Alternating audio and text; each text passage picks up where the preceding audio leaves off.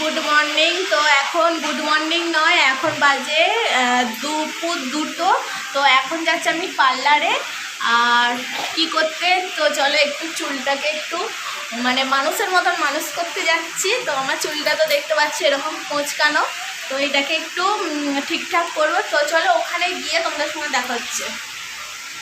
So guys, আমি ready, বেরিয়েও পড়েছি রাস্তাতে। আর এখন আমি যাব বাইকে করে। তো চলো আমি, আমার ছেলে আর আমার বর যাব বাইকে করে।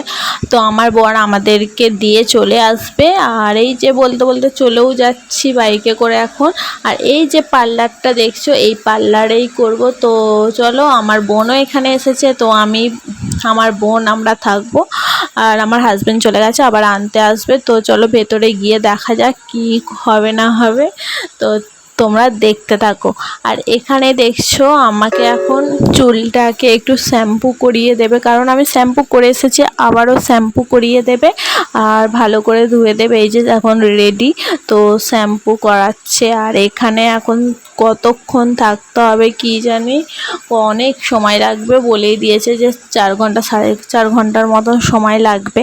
তো এখানে শ্যাম্পু হয়ে গেছে, এখন চুলটা শুকনো হচ্ছে, তারপরে আরও ক্রিম ফ্রিম মাখানোর ব্যাপার আছে আর কি করে।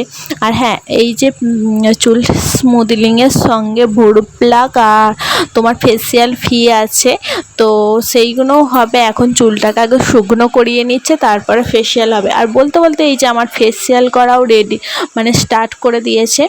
এখানে অনেকক্ষণ ধরে ম্যাসাজ করলো, ফেসিয়ালটাও করবে। তো তোমরা দেখো, খুবই সুন্দর মানে দিদির কাজ, আর আমার তো খুবই ভালো লেগেছে।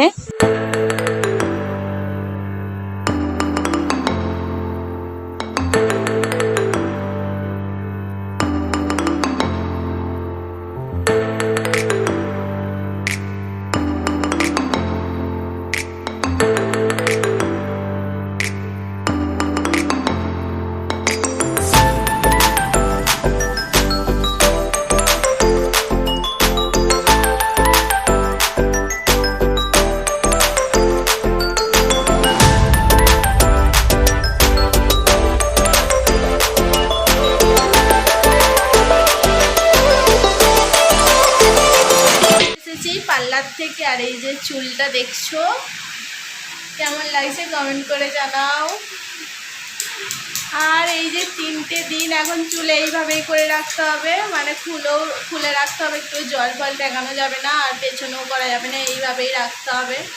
আবার 3 দিন পরে যাব, ওয়াশ হবে আর তোমার হবে, আর স্পা হবে, তারপরে দেখবে আরও সুন্দর লাগবে।